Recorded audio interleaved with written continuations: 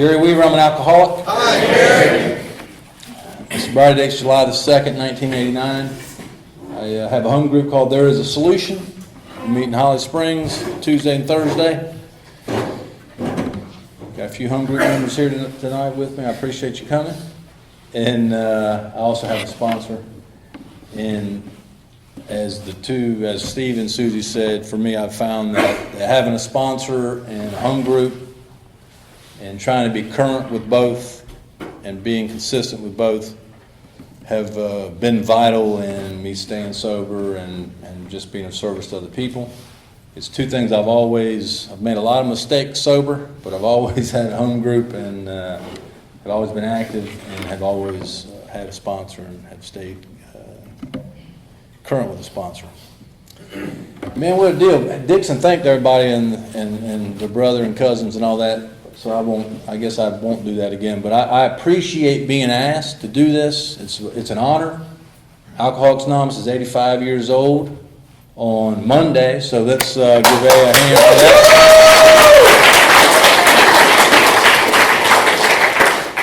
It's a long time. In the course of history, it's not that long, but for most of us here, except for maybe Lloyd, that's a long time.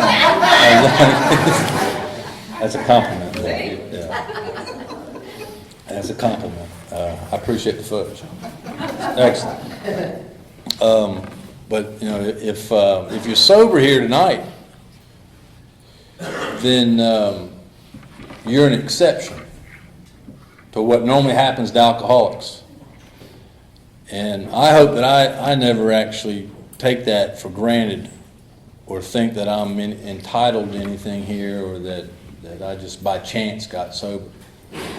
That most alcoholics don't find a solution. Most alcoholics either die an alcoholic death or just some kind of live some type of miserable existence. And if you're here tonight, then we're exceptions to what normally happens to alcoholics of our type, and that's an absolute privilege and an absolute honor to be part of that. If you're a family member or a friend of an alcoholic, then you're also a benefactor of the program of Alcoholics Anonymous. Not so much in all the pain and suffering that we put you through, but hopefully now that the alcoholic's sober, then the life that you live is different. And it can be full of hope and of healing and of freedom, as we talk about. And that, prior to 85 years ago, that wasn't available to an alcoholic. And that prior to Alcoholics Anonymous, there really was no solution or no hope for an alcoholic. There were some that got sober in churches and things like that, but over the course of history, most alcoholics were shunned by the community. Sometimes they were locked up.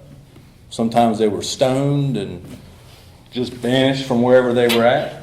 And, sometimes they were just doped up and locked up, and, no one really knew what to do with an alcoholic. Alcoholic's a strange character. You don't believe it. You heard Steve talk earlier today. That joke is strange. He's a real strange dude, but we're really kind of unique in that we act like we want help and we make all these promises and then we don't follow through with any of it, and it baffles the non-alcoholic. And I was on July 2nd, 1989. I was in a detox with no knowledge of what alcoholism was. I knew that I was a guy that drank a lot and I hurt a lot of people, but I didn't know what alcoholism was, and I didn't know anything about Alcoholics Anonymous or 12 steps. And when I was sitting in there, I was on suicide watch wearing a funny blue outfit, and this guy comes in and sits down and starts talking to me. And it was a very strange conversation. I had a lot of conversations prior to that with people with normally law enforcement, first sergeants, high school principals, in-laws, father-in-laws, parents, neighbors, psychiatrists, that all, those conversations, plenty of preachers. And this guy came in, and I know now that he was a member of Alcoholics Anonymous, but he talked about himself. He talked about how he drank, He talked about some of the things that he had done drinking. He talked about how he felt. And I had never heard anything like that in my life. I had had a lot of people tell me what I should be doing. I had a lot of people telling me what they thought my problem was. I had the psychiatrist who asked me, what do you think your problem is? I'm like, well, if I knew that, I wouldn't be here paying you to talk to you.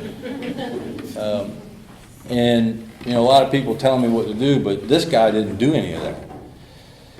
He just talked about himself, and there was an identification there with that guy that I never had felt with anybody else. And he had done some of the exact same things I'd done.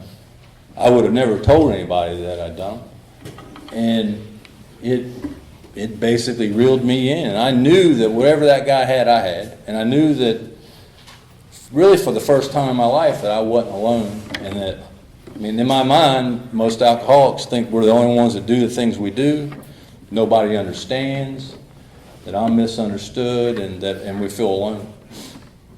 And when that guy came in and started talking to me, I knew that, I mean, I still felt alone, but I knew that there was one other guy in the world that had done some of the same stuff I'd done and felt the way that I felt. And he was just like me, but yet he was different because he'd been sober for a number of years at that time. I didn't really understand all that stuff and everything he was telling me, but the point is, that guy was carrying out the primary purpose of Alcoholics Anonymous. He was taking his time on a Sunday morning to come in and talk to me. He probably could have been doing any number of other things, but he took his time that morning to come talk to me in a detox, a complete stranger.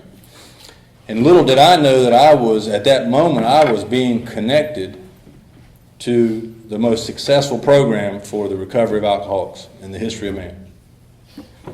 I had no idea what my life was getting ready to embark on and what was getting ready to happen to me by that man coming in and sharing his experience with me.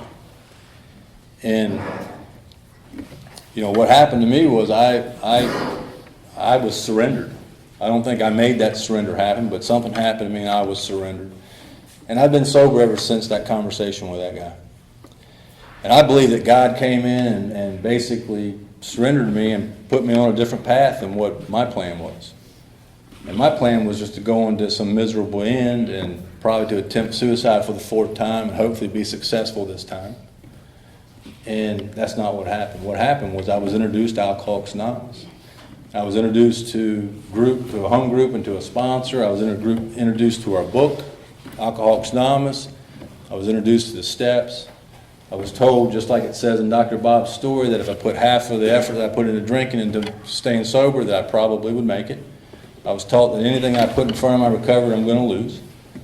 And that staying sober and forming a relationship with God had to come first. And if I would put that first, then things could happen. And basically my life, I mean, I've been sober ever since then, and my life has continued to be life, but I've continued to grow spiritually and to stay sober through whatever life throws at me. And I know that, and that guy, you know, told me that I remember this, he told me he hoped that when I got better that I would try to help other people the same way that he was helping me. And I've tried to fulfill that promise. I have slowly over time I've changed. Slowly over time, I continue to understand the depth of the power of the 12 steps of our program, the depth of the power of God in our program, the depth of the power of prayer, and the depth and the power of helping other people. And I've tried to dedicate my life to that. I haven't done that perfectly, but I'm not a guy that has ever left Alcoholics Anonymous, nor have ever had any thoughts of leaving Alcoholics Anonymous. Alcoholics Anonymous, before I got here, I was a piece of trash. Alcoholics Anonymous changed that. And anything else that's happened to me since July the 2nd is a direct result of my membership in Alcoholics Anonymous, not because of anything else. And I hope I never forget that. When you talk about the founding of Alcoholics Anonymous, you could start just about anywhere. And if you talk to historians or archivists, everybody's kind of got a different flavor on it. We actually do have several books that you can read that will tell you the truth. And then you can, People get up there and want to talk about it, but basically there's several good books that Alcoholics Anonymous actually published and put out. The best one's the big book. If you just want the story of it. And if you're looking for a fact and figure and date talk tonight, you're not going to get it. What I want to do is tell a story. And I just want to tell the story that if you look back on it, it's a story of hope. It's a story of dismal failures. It's a story of miraculous recoveries. It's a story that, sometimes on paper doesn't seem like it actually could happen when you look at all the things that came together that actually helped create the program that we get to actually live and enjoy.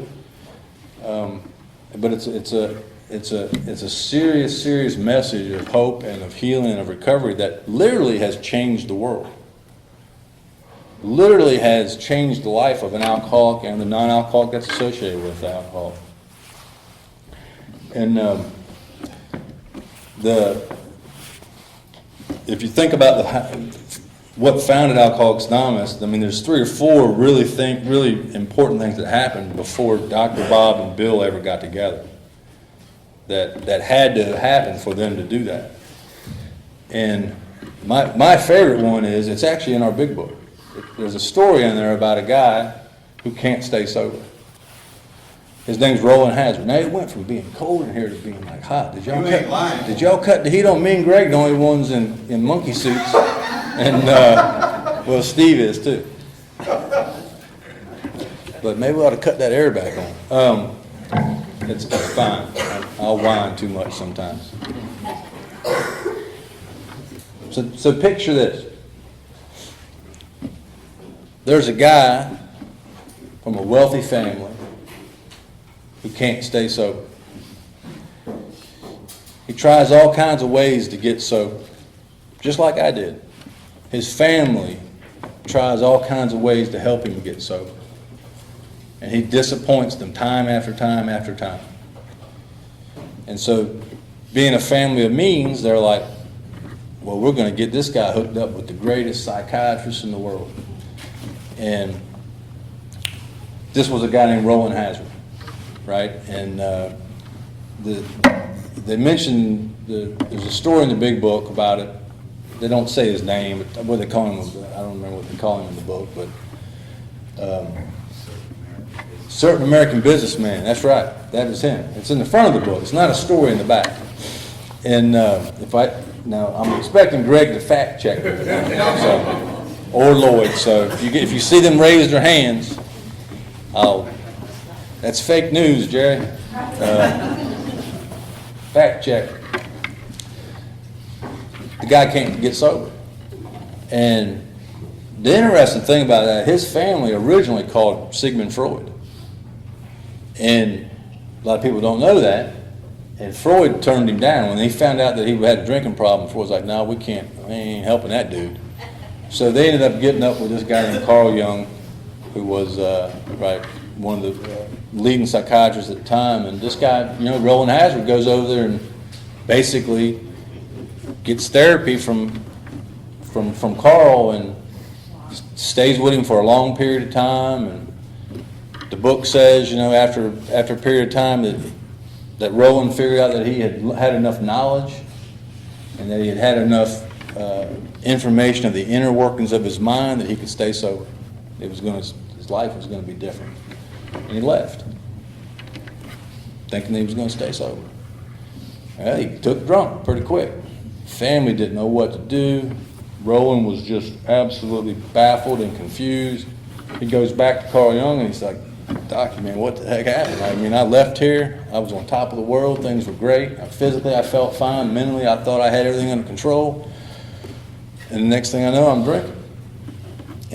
And Jung tells him, man, I diagnosed you wrong. You're a chronic alcoholic. And he told him, he's like, I have never seen a single case like yours recover. That's pretty dismal there. There ain't much hope in that. And he's like, I've just never seen anybody recover that was like you. And then he asked the question, Roland did, well, are there any exceptions? And Carl Jung's like, well, yeah, there are a few exceptions. He says, I've seen people have what are called vital spiritual experiences. He says, I don't understand them, but I know that some people have them. Now, you could argue that maybe AA was founded right then. I know it wasn't, but if Jung would have told him, man, no, there ain't no hope for you, just go drink and lock yourself up, we might not be here tonight. But he told him, he was like, yeah, there are some exceptions. So, Roland goes off and he still don't have quite a solution. But what happens to Roland is that he gets connected to what we know now as what the Oxford groups were. Right? So he gets hooked up with this organization called the Oxford Group. Now, here's another thing that had to have happened for us to be here tonight. The Oxford Group started by a guy named Frank Bookman. Never was an AA member. Roland Hazard was never an AA member. But Bookman was a Lutheran minister who was running a hospice in North America, in the United States, and he got into an argument with his board of directors over some stuff, and basically told him, gave him the middle finger and left, and basically said, I'm leaving here, you got resentful at him, and he went on over into Europe and was just kind of hanging out for a little while, and he rolled into this conference over there in Europe, and a lady was actually giving this evangelical talk, and Bookman goes in and hears this talk, and it's a talk of like confession and forgiveness and making amends, and it had a profound impact on this guy who was a Lutheran. This lady was an evangelical Christian. And it had such an impact on him that he immediately realized that even though those 6 board of directors at the hospice had basically screwed him over, his words, that it was more important for him to forgive them and to overcome his resentment and not be the 7th jerk. And so he wrote those guys letters. He went back over there and he made amends and practiced forgiveness. He got involved with the YMCA and eventually came up with his own program. He started working one-on-one with people, preaching, surrendering to God, do a confession, take an inventory of yourself, go back and make amends to people, and more importantly, work one-on-one with others. And that's kind of what Frank Bookman did, and he started what we kind of knew as the Oxford Group. It was called the First Century Christian Association back then. And basically what happened was that organization kind of took off. And they were kind of non-denominational. They didn't have a whole lot of rules or membership requirements, similar to Alcoholics Anonymous. And their mission was to introduce the world back to what they called first century Christianity, and which was solely kind of based on just trying to help people and complete faith in God. And so if he had never started that, then Roland would have never made it, and we might not be here. And it's always amazed me, if you read Alcoholics Anonymous, the kind of the history that led up to it, there was stuff going on everywhere that kind of all came together for us to be here. And the next piece to that was, and this is in our big book and Bill's story, was Ebby Thatcher. Right? That's the guy that came and helped Bill Wilson. If you read Bill's story in the big book, he talks about this guy, the old school friend that came and talked to him. Well, that was Ebby Thatcher. Ebby Thatcher at that time was a member of the Oxford Group. And here's the funny thing that to me, the interesting thing is that so Ebby Thatcher was a bad drinker. Ebby Thatcher couldn't stay sober. Ebby Thatcher tried all kinds of ways to stay sober. His family gave up on him. And they kind of sent him off to live at one of their summer homes in Vermont. And he was living in there by himself. And there's some really funny stories about that guy if you read some of the books. But he was living up in that summer home, and he was painting it. And one of the funny stories is he had just painted the outside the house, and some pigeons had came in and landed on it and were messing the paint up. So he pulls a shotgun out and starts shooting the pigeons. Well, he got locked up. And you can just picture that, right? A guy getting mad and resentful with the pigeons, about half drunk, just painted the house. And, you know, they didn't know what to do with him. They basically told him, hey, if you get in any more trouble, we're going to lock you up. I've been told that quite often myself. Yeah, if you get in any more trouble, that's going to be the end of it. And I'd go get in trouble because I'm an alcoholic and didn't have a solution at the time. And then he drove a vehicle into somebody's front window in the front of the house, and that led to going to the court. And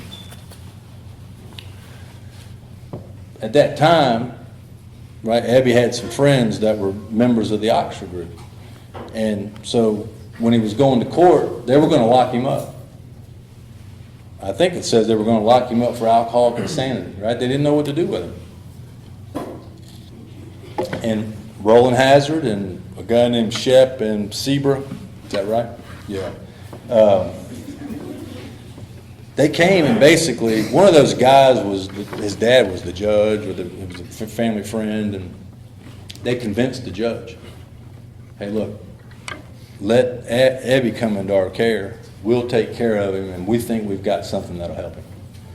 And they were part of the Oxford group at that time. And I mean, could you imagine that today? I guess some of that stuff still goes on in that we go to treatment, and then our attorney uses that to help us get off of stuff, but it'd be unusual for you to be in court and for somebody just to kind of pop up out of the floor and show up and say, hey, let us take him, Judge. We got something for him. Or, hey, let us take her. We got a program by where we think we can get her out of trouble, and she won't, I mean, they ain't going to just let you go, right, to do that. So, I mean, there's all kinds of just little kind of miracles that happened for us to be here, because what happened was, right, Abby was under the care of the Oxford group. Abby got sober. Abby started practicing some of the Oxford group tenets, which was basically surrender, inventory, confession, amends, help others. They called it testifying. You got to go testify. You got to go witness. And so Abby's doing that, and Abby is now down in New York working at I keep burping. Man, that steak and cheese thing is good, but it's coming back up on me here. That chocolate milkshake probably didn't help. And all that fudge.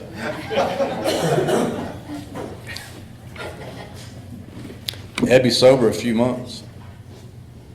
And they tell him, hey, man, you got to go out and start testifying. You got to go witness. You got to go help people one-on-one. And I don't think Abby probably wasn't real big on that.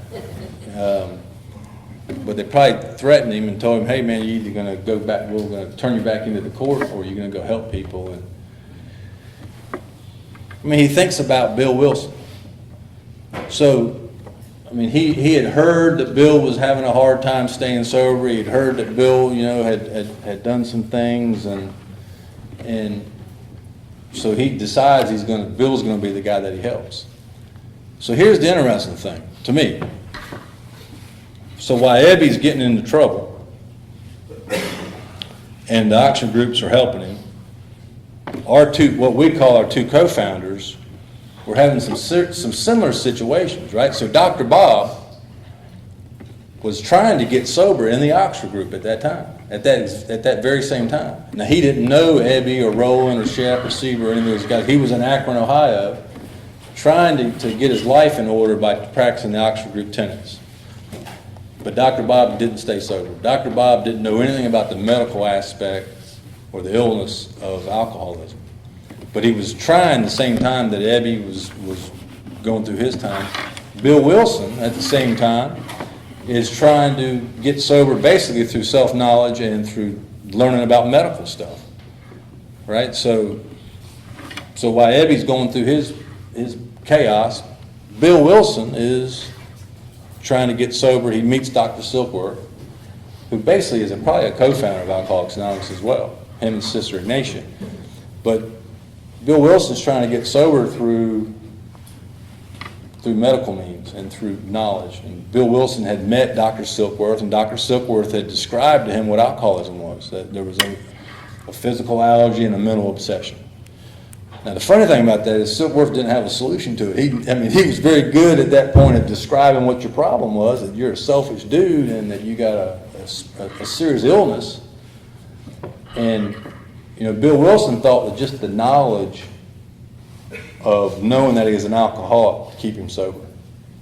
Bill thought that just by knowing that he has a mental obsession, just by knowing that he has a physical allergy, that just the knowledge will keep him sober.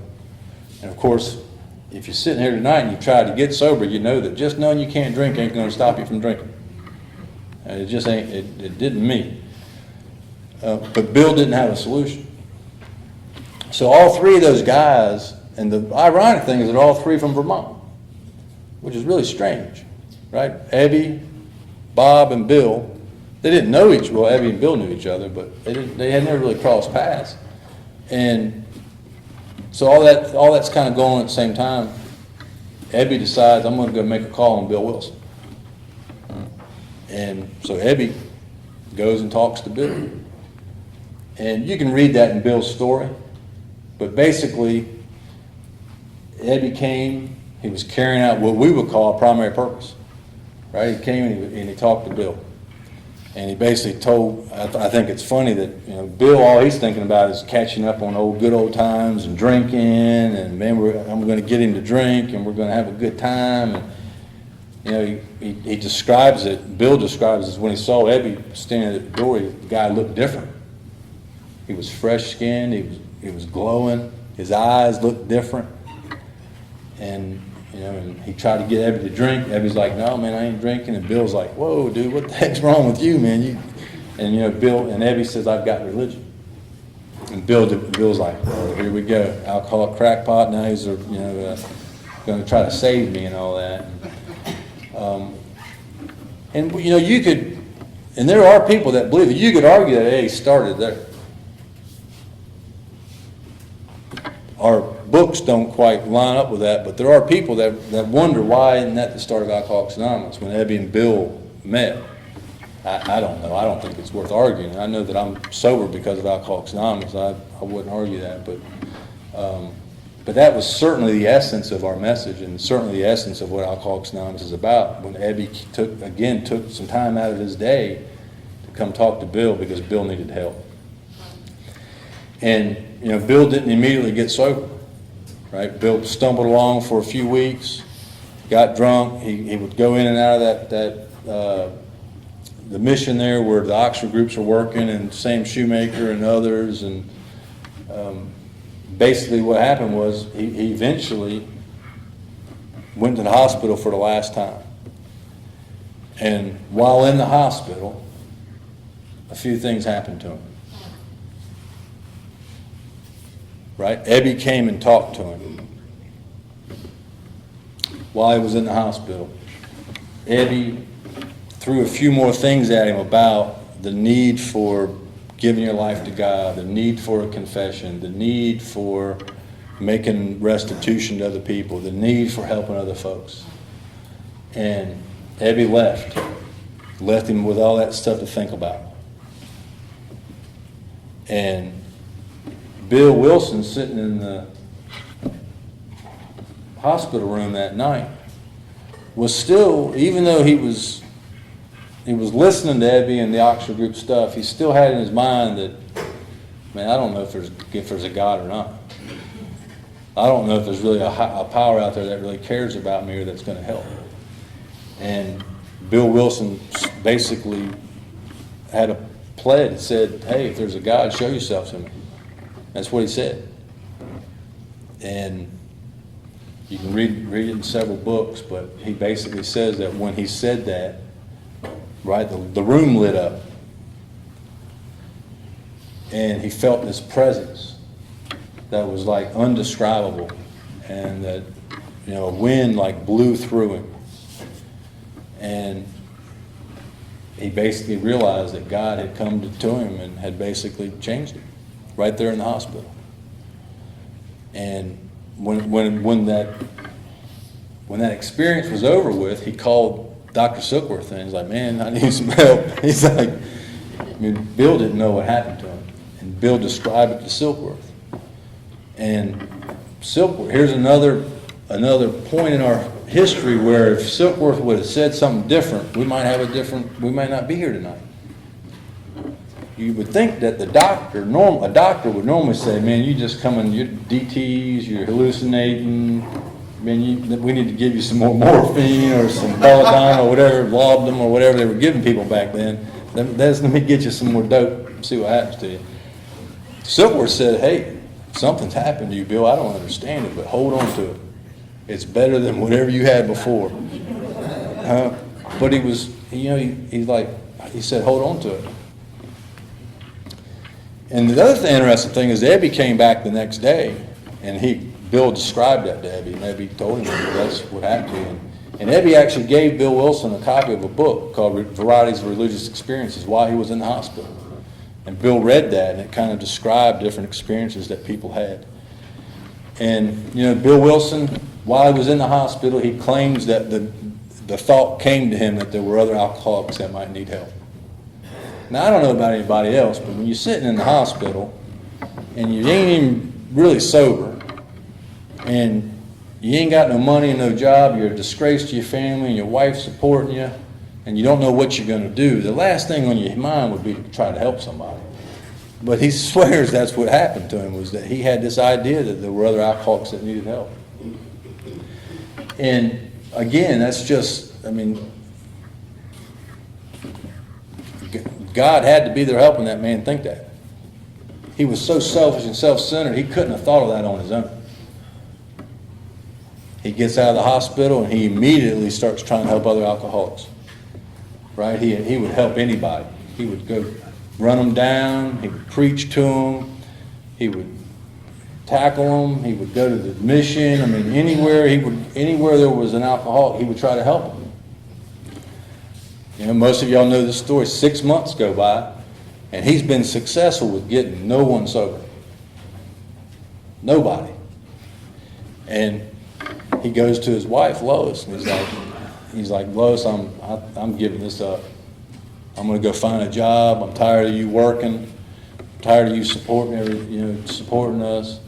I'm going to go find a job, and I'm going to be okay. But she's like, what are you talking about? She's like, he says, I've been trying to help people for 6 months, and nobody's gotten sober. Here's another point in time where if she gave him a different answer, we'd have a different program. She's like, you dummy, you're staying sober. And he's like, whoa. It like hit him. Yeah. She said, you're staying sober. And I guess he had failed to realize that. And it woke him up. He's like, you're right. And so he decided he was going to keep doing it.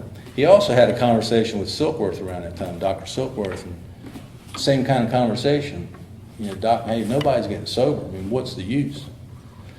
And again, Silkworth changed the course of our existence. He told Bill, he's like, Bill, you got to quit preaching to people. It doesn't work. You got to stop talking about your spiritual experience and the light that came into the room, because people can't identify with that. You need to be talking to them about the hopelessness of your illness. You need to talk to them about the mental condition that precedes the first drink. You need to talk about the physical allergy that happens once we start drinking. And he says you got to get them bought into the idea of hopelessness and helplessness and the illness. Then you can hit them with spiritual stuff. But you got to do that. And so Bill kind of had a little different attitude about what he was doing.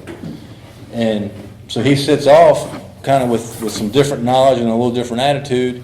He ends up in Akron. He got in a job opportunity to go up there and help this company take over another company.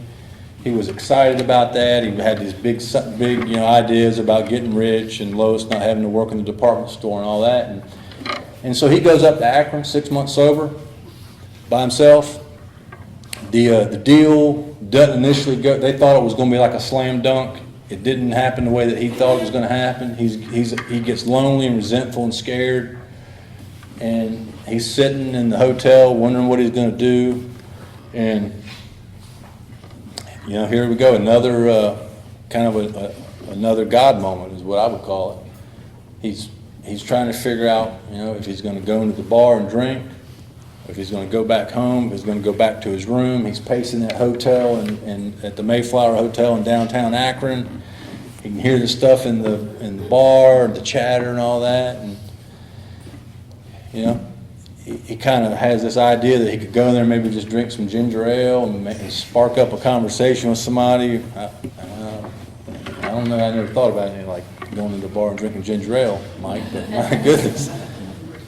And, you know, again, it's another one of those moments where I think if it was left up to Bill and his own devices, he would have gone to the bar. But he had this thought, man, what about all the other alcoholics? What about that commitment I made to myself that I was going to help other people? What about that commitment I made to there's one talk I heard him give where he says that he made a commitment to Sam Shoemaker that he was going to call somebody if anything went wrong. And I've been challenged on that a few times, but I'm going to find that talk. But he does remember the commitment he made to the Oxford group guys, right? So he goes over to a payphone, and back then the payphone had church directories on there, right? And again, if he'd have made a different decision, if he'd have gone into the bar instead of the payphone, we wouldn't be here tonight. I mean, we literally wouldn't be here. And long story short, he ends up calling this guy named Walter Tunks. Tunks gave him 10 numbers to call. I don't know about anybody else. I mean, he calls all these people. Nobody helps him. Some people hang up on him. Some people are like, you're crazy. No, we don't know any alcoholics. But he's literally calling and trying to find somebody that can hook him up with an alcoholic. I mean, I don't know if anybody else would do that. And one of the numbers was a lady named Henrietta Seiberling. And he was afraid to call her because he was familiar with the family. They were a very wealthy family. They owned some tire businesses, and he decides to call her. It's the last call that he makes. And I'm a guy, if I get hung up on once, I'm not going to try again. I mean, my goodness, I don't know about anybody else. I'm just not that persistent. Here's the funny thing. Henrietta Seiberling had been working with Dr. Bob in the Oxford groups. They were part of the same group. She had been praying for weeks prior to this phone call for somebody to come and help Dr. Bob. Wow. Right? The group had been praying for Dr. Bob. And when Bill Wilson called and told her that he was a rum hound from New York and he was trying to find another alcoholic to talk to, she didn't bat an eye. She's like, basically what she said was, I've been waiting for your call. And she didn't say it exactly like that, but she had enough faith that something was going to happen. And she's like, you need to come over here immediately. And I've been to the Mayflower Hotel many times. I've often kind of just paced the floor and kind of tried to recreate that. I just couldn't imagine being in that position. I swear I don't think I would have made those phone calls. And so she was staying at the gatehouse of this mansion that her husband's family owned, and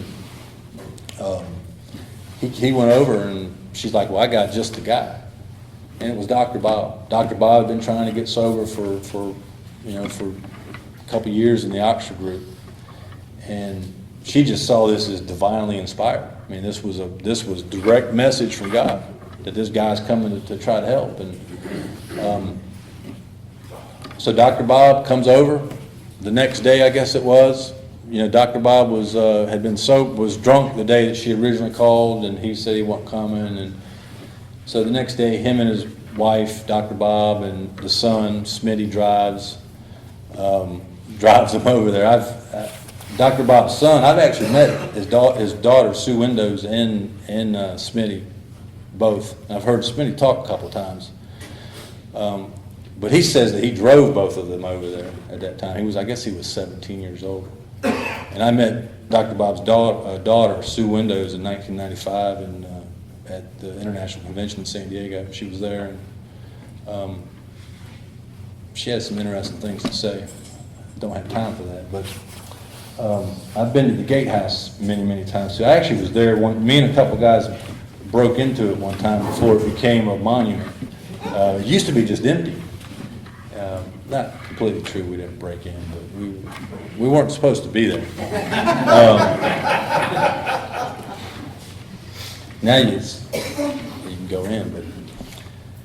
So, Dr. Bob gets there and he's like, I'm going to give this guy 15 minutes. And according to Dr. Bob's story, he stayed 6 hours and 15 minutes. There's some people that say it was 4 hours, 5 hours. You can read it right in that big book right there, right after we get done talking. I think it was 6 hours and 15 minutes. But Bill basically, it was the first time that Bill didn't preach. It was the first time that Bill talked about the illness of alcoholism. It was the first time that Bill talked about the hopelessness of this condition. And Dr. Bob identified it. Right? And it just amazes me that both those guys were trying to stay sober at the same time separately. And Bill knew kind of the medical stuff but didn't know the spiritual stuff. Dr. Bob knew the spiritual stuff but didn't know anything about the medical. And they couldn't stay sober just on one. They had to have both. So we need both. We need a little bit of knowledge of what's wrong with us, and we need the spiritual solution in order to recover. And that's what Bill brought to Bob, was enough of that medical stuff to where Dr. Bob said, this makes sense, what you're saying. And Dr. Bob says that the thing that impressed him the most or that changed him was the fact that Bill Wilson was the first human being he'd ever sat down with that knew what he was talking about from his own experience. And so basically what happened was Dr. Bob got drunk. In classic alcoholic fashion, right? You would think after all that, man, Dr. Bob's just going to get sober and go off into the wild blue yonder. But no, he stayed sober for a few weeks. Him and Bill would talk, and he'd stay sober, and they were participating in Oxford group meetings. And Dr. Bob was like, man, the American Medical Association's meeting this week, and I've been to it for the last 20 years. And Dr. Bob's wife's like, no, you can't go to that. Bill's like, I don't know, we got to learn to live sober in society. And so they made a decision to let him go. Well, he immediately got drunk. Right when he got on the train, he got drunk. And he stayed drunk for 2, 3, 4 days, whatever it was. And, Dr. Bob's wife, Ann, gets a phone call from Dr. Bob's office nurse. Hey, we just picked him up from the train station. He's drunk. What are we going to do? And so, they go get him, and they bring Dr. Bob home. And they put him up into the room there in the house and start detoxing. And Bill Wilson slept in the same room with him. I've been in that room. Then there were 2 beds in it, and Bob slept in one and Bill slept in the other, and Bill nursed him, Ann nursed him. They detoxed him for about 3 days, and he kind of comes to that on that last day and says, I got to do surgery, right? And I often wondered, who did he do the surgery on? I wonder if they ever figured that out. Huh? They never told him, right? So he's still shaking. He's barely sober. And Ann and Bill take him to the hospital. And it says in the book that Bill gave him a goofball, basically a barbiturate and a beer. And he took both and went into the hospital to do surgery. And they dropped him off, and he goes back. They go back to the house, and they're waiting for Bob. Bob calls and says, hey, the surgery went well. Oh, okay, that's great. Right? So, he worked on a dude probably a little drunk. But then he disappears for the rest of the day. They don't know where he's at. And, of course, all they think, he's off to the races again. He's drunk. He's out of here. And later that night, he comes home, and he's sober. And he goes on to tell Bill that, hey, what you guys said is right. I always was arrogant, and I thought that because I'm a doctor that I don't need to make amends to anybody, and I don't need to tell anybody what I was doing. And it hit me that if I was going to stay sober, my life was going to change, that I had to do that. And so that very day, same day he drank and took a pill, he goes out and tells people who he was and what he was doing. He made amends to people. He went and talked to creditors and made arrangements. And he stayed sober until he died in 1950. And that's what we call basically the founding of Alcoholics Anonymous, or our birthday, which was June the 10th, 1935. Interesting so the same day he drank is also his sobriety day. So a lot of times now people's sobriety day is the day after they drank. So if that's yours, then you can add a day back. So you've been sober a day longer than you thought.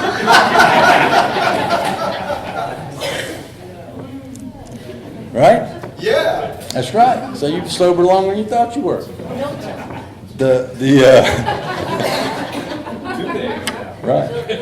And so here's so there's all kinds of miracles and God-inspired things that happened up to that date. But that was June the 10th, 1935. And I mean, what happened after that was those two guys, Bill and Bob, knew that they must carry the message to another alcoholic in order to stay sober. And they kind of realized that they were very active in the Oxford group, and they realized that, hey, we got to do more than just sit around and talk about spirituality. We got to do more than just sit around and talk about our problems. We got to do more than just sit around and talk about God. We got to go out and take some action and carry this to people. I mean, that was what inspired them. It was not sitting around talking about their problems. It was not going to 90 meetings in 90 days. They didn't even have 90 meetings in 90 days to go to. There's nothing wrong with that. I'm just saying, but that wasn't they were about going and helping people. And that's what they did. And actually, Bill Dotson wasn't the first guy that they tried to help. There was another family right after Bob got sober. There was a family there that Ann knew, and their son was one of the guys that was drinking, and his name was Ernie. It's not Ernie III, the dude that married Dr. Bob's daughter. It was a different guy, and they actually moved into the house right after Bob got sober and stayed for a few days, and he didn't get sober. Bill Dotson, Alcoholics number 3 in our book, was the first one that they said, let's put this, this guy's in the hospital. So Dr. Bob was calling around to the hospitals, hey, you got anybody we can help? And of course the joke is that, well, have you tried this remedy on I'm sober, have you tried this remedy on yourself, Dr. Bob? And what they did was they went and met Bill Dotson, who was in the bid. If you ever seen that man in the bid picture back there, that's kind of what that represents, is Bill Dotson and Bob and Bill Wilson helping him. And that's the essence of Alcoholics Anonymous, is those two guys helping that one guy. And they basically hit Bill Dotson with the business, right, of do you want to quit? Do you think you can do it on your own? Do you believe in the power of greater than yourself? Are you willing to turn your life over to that power and trust in that power? And are you willing to do a confession and go help and make amends? And Bill Dotson basically did that in the hospital, stayed sober the rest of his life. And so these guys were all immediately about taking action, trying to help one another. All of them were poor. Now they had had money at some point, or were somewhat well-to-do, but at this point, all of them were basically, they didn't have any money. They didn't know what they were going to do. It was difficult times. There was so much fear and uncertainty about what was going on. It wasn't like they got sober and things just immediately started to happen. They were just as weak and as feeble as we've been. And sometimes we can read those stories and it just sounds like, man, they were just powerful and magical, and that's not always exact. That's really not what happened. But they started helping people, and they started to realize that they had stumbled onto a spiritual solution that would basically, what they used back then, would cure alcoholism. I know that's not a word that we use nowadays, but that's in a lot of those early writings and a lot of those early talks, was that they had a cure for alcoholism. they had a treatment for alcoholism where you could have permanent sobriety. And, the group in Akron started forming. The group in Bill left, and the group in New York started forming, and they started to realize that they were helping people. And so you could argue that the founding of Alcoholics Anonymous had already happened, even though they didn't call it Alcoholics Anonymous. But what happened was about 3 years went by and they realized that they had found a solution. Depending on who you talk to or what you read, there were 40 people sober, there were 60 people sober, there were 79 people sober. The book says more than 100 people were sober. I don't know. Jim Burwell's stories in that book, he says there were 60. It's right in the back of that book. I don't think it matters. There was somewhere between 160 people sober. But they realized they needed to do something to get the message out more to people and to prevent the watering down of it. And by this time, New York had kind of broken off from the Oxford group. The Akron group was getting ready to break off. And they decided they were going to do a few things, right? They were going to write a book. They were going to have some paid missionaries. They were going to go out and do stuff, and that they were going to open up a hospital and an education facility and potentially franchise it. And all that other stuff never happened except for they wrote the book. And right, they tasked Bill Wilson with writing it. And you can read it and pass it on, or Comes of Age, where he was stressing about what the program really was. And they had all these great things from the Oxford groups. They had learned stuff from Shoemaker. They had all this stuff from Silkworth about the medical aspect of it. And he's like, well, really, what is the program? What have we done? And they had these 6 steps that they were using from the Oxford group. And Bill Wilson was stressing out about it and what to do. And, he says, one night he was laying in bed and the thought came to him about the steps. And he said, I think he said 15 or 20 minutes. He kind of had them written down. And that they were divinely inspired, that God sent them to him. He thought it was ironic that there were 12 of them. There was 12 disciples and all that. You can read that in the book. And I guess you could argue that's the program of Alcoholics Anonymous, those steps. So when he wrote them, that's another, I guess, founding moment in our history. They got modified a little bit because he would write that stuff and write the book, and then people would review it. There were about 18 people. You can buy that manuscript now, and you can see notes that people wrote on it where they changed some of the stuff. But they published the book, and it went out in '39. And really, that's probably what we would, Alcoholics Anonymous, as we know, the fellowship took its name from the book. And it's probably worthless trivia. It continues to get debated, but I'm going to mention it because a few people wanted me to mention it. So the group in Cleveland by this time had started. Susie mentioned it. And a guy named Clarence Snyder started the group in Cleveland, and he was sponsored by Dr. Bob, and they would all come down to Akron. And Clarence wanted to help Catholics and women and other people. Dr. Bob wanted to keep it all Protestant and men. And Clarence was like, no, we need to help everybody. So they started the group in Cleveland. And Clarence claims that they're the first group that called themselves Alcoholics Anonymous. Now, that's probably true. If you study it, it's probably true. There were 2 other groups, right? There was the King's School group in Akron, and then there was the group in New York. They may not call themselves Alcoholics Anonymous, but they were established. I actually spoke at the King's School group one time. What an honor that was. It still meets in Akron. But the group in Cleveland was, they started calling themselves Alcoholics Anonymous, but the book hit and started going out, and Alcoholics Anonymous started to grow. And, there's a lot more history. I'm out of time, man. And the book didn't immediately just become a hit, and it kind of fizzled a little bit. But they wrote the book and sent that out because that's the program of Alcoholics Anonymous. That is that is really the first group conscious of Alcoholics Anonymous, the book.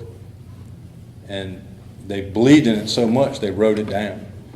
And that message that took place 85 years ago is the same message that can take place today. Spiritual principles don't change. And, on down through the years, all that group started, the traditions were written, they started having, general service conferences and international conventions, and here we are tonight. And, I'm a guy that when I got sober, I didn't give a crap about history. I didn't care about my family history or any other history. And then I learned from people in AA that history is important.